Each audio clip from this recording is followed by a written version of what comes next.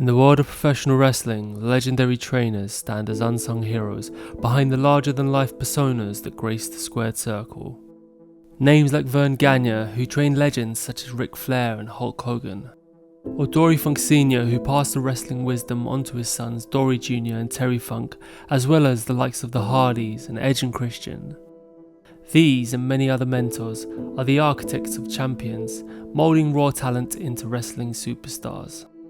Their legacies live on in the iconic careers and timeless moments created by the wrestlers they moulded. But nestled deep within the heart of Calgary, Alberta, Canada, lay the hallowed ground that sculpted more champions and legends in the world of professional wrestling than any other. A training academy whose very name conjures up thoughts of unparalleled excellence. A place that changed the landscape of professional wrestling forever. That place is Stu Harts' Dungeon. Stu Harts' Dungeon was a legendary training facility where raw talent was honed and aspiring grapplers were transformed into ring warriors. A place that would absorb the sweat and toil of multiple generations of wrestlers. A subterranean sanctuary that was a crucible for pain, perseverance, and wrestling perfection. In 1951, a young Stu Hart procured a former army hospital mansion and promptly transformed its basement into his personal training facility.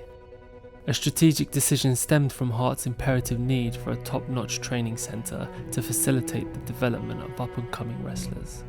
Over the years, the dungeon would serve as a versatile training hub, welcoming a diverse array of athletes, from strongmen to football players.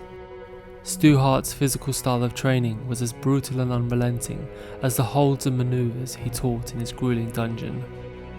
Known for his old-school, no-nonsense approach to wrestling preparation, Hart pushed his trainees to their limits and beyond. Before long, the dungeon would gain a reputation for being one of the harshest wrestling schools in the world, and graduating from it was considered a badge of honour amongst wrestlers. Hart himself also garnered a reputation for being borderline sadistic in his training techniques, and was known to torture his pupils with legitimate submission wrestling holds he had learnt as an amateur wrestler. Over countless decades, hopeful wrestlers from across the globe would seek the expert knowledge of Stu, hoping that his immense greatness could inspire and elevate their own journey to excellence. In 1953, among some of the first notable figures under Hart's tutelage, was legendary wrestler Fritz von Erich, then known as Jack Adkisson, who underwent a rigorous regiment that went beyond mere physicality. It was here that Stu would book Adkisson as a competitor for his first promotion, Klondike Wrestling, before renaming him Fritz von Erich and remoulding him into a Nazi sympathising heel.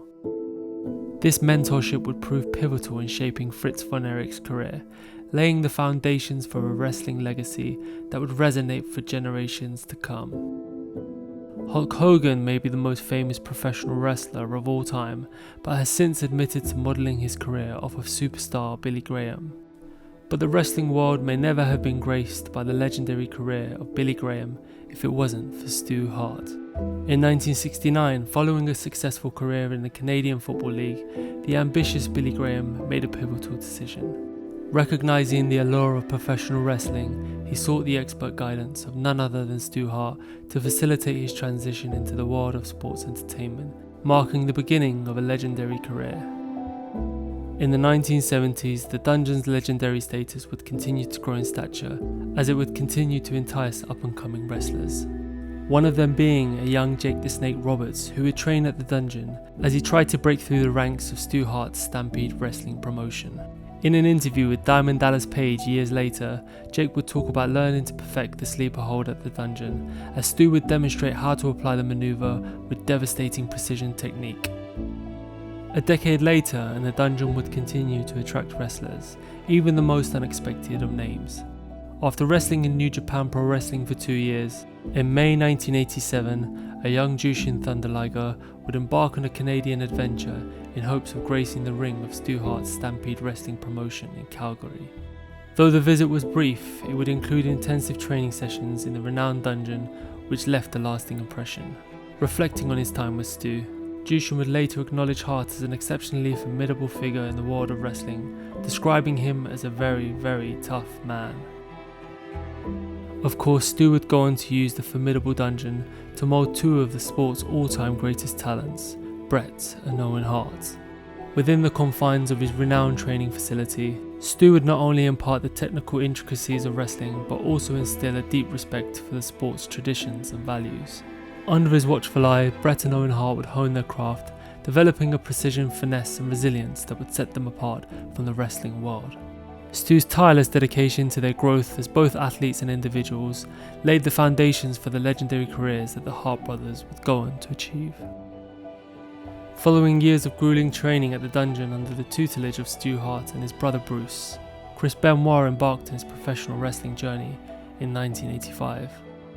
Chris Benoit's training under the legendary Stu Hart in his infamous dungeon was a masterclass in perfecting wrestling techniques. From mastering the art of submission holds to executing flawless suplexes, Stu Hart's emphasis on fundamentals and ring psychology laid the groundwork for Benoit's reputation as a ring technician par excellence, and contributed significantly to his legacy as one of the most technically proficient performers in the history of professional wrestling. Even in Stu's later years, the dungeon would still play a pivotal role for many young wrestlers looking to craft their skills. Names like Steve Blackman, Davey Boy Smith, Brian Pillman, and even Sabu would stop by. Yet within the wrestling community, a cloud of uncertainty shrouds the identity of who exactly was Stu Hart's final protege.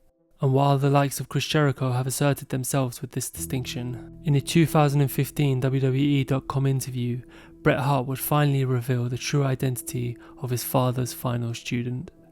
According to Bret, the honour of being Stu's last student went to none other than the late, great Jim the Anvil Neidhart. Following a triumphant career in shot put and a summer of extensive training with the NFL's Oakland Raiders, Jim decided to take the plunge into the world of professional wrestling. Stu Hart's dungeon, a hallowed crucible of training, stands as a pivotal chapter in the annals of professional wrestling, arguably forever altering its trajectory. As wrestling steadily transitioned into an era of being more mainstream and more entertainment focused, it was Stu's proteges who emerged as custodians of wrestling's technical essence, safeguarding its intricate artistry from being overshadowed.